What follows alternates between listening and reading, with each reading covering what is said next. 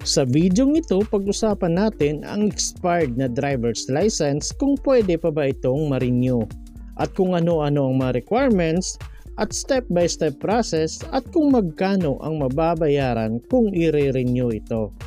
Pero bago yan, sa mga hindi pa nakasubscribe sa akin, kayo na ang bahala. So ang tanong ng karamihan, pwede pa bang ma-renew ang driver's license na expired na? Ang sagot dyan ay oo. Pwede pang ma-renew ang driver's license na expired na. Pero depende kung ilang araw, buwan, or taon na itong expired. May category or per category po ang pag-renew ng expired na driver's license. So sa first category, 1 day to 1 year na expired, may penalty po na 75 pesos. So kagaya po sa akin, nung nag-renew ako, medical certificate is 450 pesos, old license card is 585 pesos.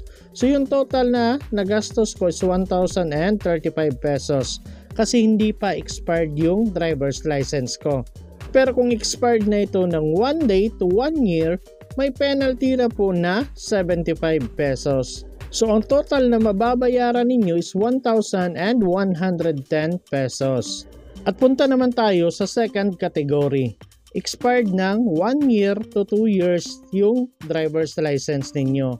So may penalty na po na 150 pesos. So idadagdag natin dito sa medical certificate na 450 pesos, tapos old license card na 585 pesos, tapos yung total kung walang penalty is 1,035 pesos. At dahil nga expired ng 1 year to 2 years yung driver's license ninyo, kailangan ninyong mag-additional ng penalty na 150 pesos.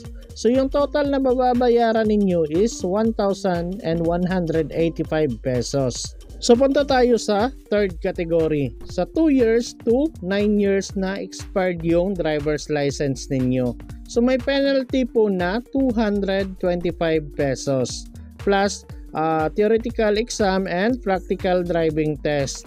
Yes po, meron ng theoretical exam at kailangan ninyong kumuha ng practical driving test. So ang magagastos natin sa medical certificate is 450 pesos, tapos sa driver's license card is 585 pesos. So yung regular na mababayaran natin is 1,035 pesos plus penalty na 225 pesos. So magiging 1,260 pesos. At dahil sa kailangan nating mag-theoretical exam, sa mga gusto ng reviewer, may mga videos po akong ilalagay sa description box para hindi na kayo mahirapang mag-review at baka makatulong pa to sa inyo. So may additional po na theoretical exam fee na 100 pesos.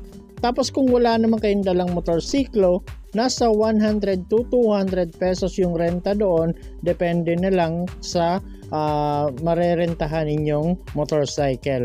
Pero ipagpalagay lang natin 200 pesos. Tapos kung may sasakyan kayo or kung wala kayong sasakyan, pwede kayong magrenta doon, nasa mga 300 to 400 pesos.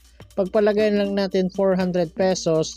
So yung total na mababayaran ninyo is 1,960 pesos. So hindi pa po kasama ang pagkain dyan, yung mga biyahe, gasolina, ganyan, pamasahe, hindi pa po kasali. So magdala po kayo ng ekstrang pera. At punta naman tayo sa pang-apat na kategory. 10 years and above na expired ang driver's license. Pwede pa ba itong i-renew? Hindi na po. Hindi na po pwedeng i-renew ang 10 years and above na expired na driver's license. Kagaya ng 10 years, 11 years, 12, 15, 20 years, ganyan. Hindi na po pwedeng i-renew. Ibig sabihin yan, balik na po kayo sa pagkuha ng student permit. After 1 month nyo makakuha ng student permit, pwede na kayong kumuha ng non-professional driver's license. At pagkatapos niyan, pwede nyo nang i-professional yung driver's license ninyo kung gusto ninyo. So ngayon pag-usapan naman natin ang mga kailangan sa pag-renew ng driver's license. So ito dapat ang mga dadalhin at gagawin ninyo sa pagre-renew ng inyong mga lisensya. Una, dapat meron na kayong CDE certificate, lumang lisensya, then pangatlo is yung medical certificate. Pero mas maganda kung sa bahay nyo na gawin ang CDE certificate para hindi masayang ang inyong mga oras. Ano nga ba ang CDE certificate?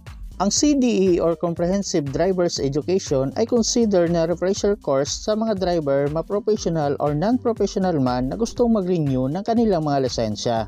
Ano-ano ang mga requirements o mga kailangan sa pagkuha ng CDE certificate? So dapat meron na kayong email address, LTO client ID, at dapat nandyan din ang lumang lisensya. Pero huwag mag-alala kasi ituturo ko naman sa inyo kung paano kumuha at gumawa niyan. So unang gagawin, punta lang tayo sa mga search engine na ginagamit natin kagaya sa akin Google Chrome, then pagkatapos i-type natin ang LTO portal. I-click natin tong LTMS portal online ng LTO.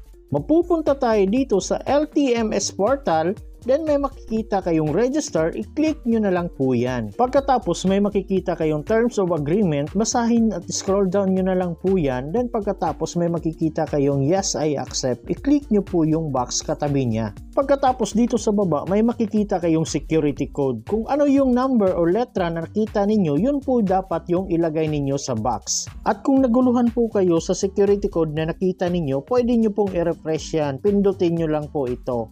Pero pag okay na, i-click nyo na po ang next. Pagkatapos may makikita na naman kayong ganito, i-click nyo na lang po ang enroll as an individual. At dahil may lumang lisensya tayo at gusto nating mag-renew, i-click lang po natin ang yes. So dito nyo po magagamit ang inyong lumang lisensya. Ilagay lang po ang license number. So dito po banda makikita ang license number ninyo. Kung may dash po, ilagay nyo na lang. At yung expiry date naman ng inyong driver's license ay makikita naman dito. Make sure po tama lahat ng mga detalye na nilagay ninyo para hindi kayo magkakaproblema. At ang serial number naman ito ay makikita dito sa likod ng inyong lumang lisensya. So i-double check nyo lahat ng mga detalye na nilagay ninyo, then pagkatapos i-click nyo na ang next. Make sure wala kayong makikita sa taas na ganito, hindi nagmatch yung details na nilagay ninyo or ganito na already registered na yung driver's license ninyo. So pag okay naman lahat, mapupunta tayo dito sa personal sa paglalagay ng mother's maiden name ninyo. Make sure po tama yung pagkalagay nito, yung first name, middle name at last name ng pangalan ng mama ninyo nung dalaga pa. At kung okay naman lahat, i-click nyo na ang next. Pagkatapos mapupunta na tayo sa paglalagay ng contact information. Dito maglalagay na tayo ng email address. Make sure active at nabubuksan ninyo yung email address na ilalagay ninyo para hindi kayo magkakaproblema. At sa lahat ng mga naka-cellphone dyan, alam kong meron ng Gmail application na naka-install sa inyong mga cellphone. Hanapin at i-click nyo po ang Gmail application.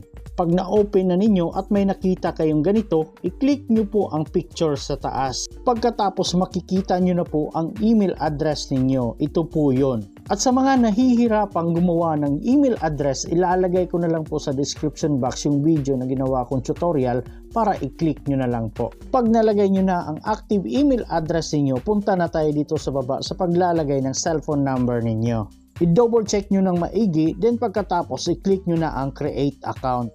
Pagkatapos may makikita kayong ganito, successful na daw yung pag-register ninyo. Kagaya nga ng sabi ko, dapat active yung email address na ilalagay ninyo kasi magsisend sila ng link doon. So dapat daw within 24 hours ay na-verify na ninyo ang inyong account registration. At kung hindi ay automatic na madi-delete ito. Pagbukas ko ng Gmail account ko, ganito po yung email na natanggap ko. May makikita kang your account has been created. So within 24 hours dapat na-click nyo na po ang link na ito.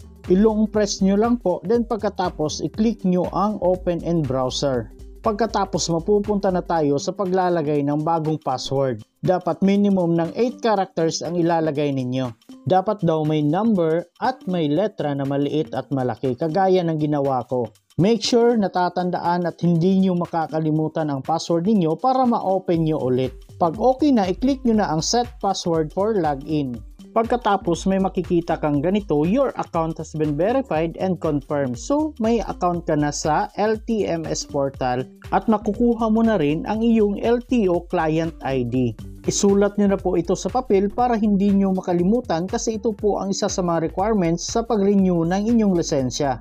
Isulat mo na rin pati ang password mo para hindi mo makalimutan. Yan na ang gagamitin ninyo once mag-login kayo sa LTMS portal. So dapat hindi nyo makalimutan yung LTO client ID or yung email address na nare-register ninyo.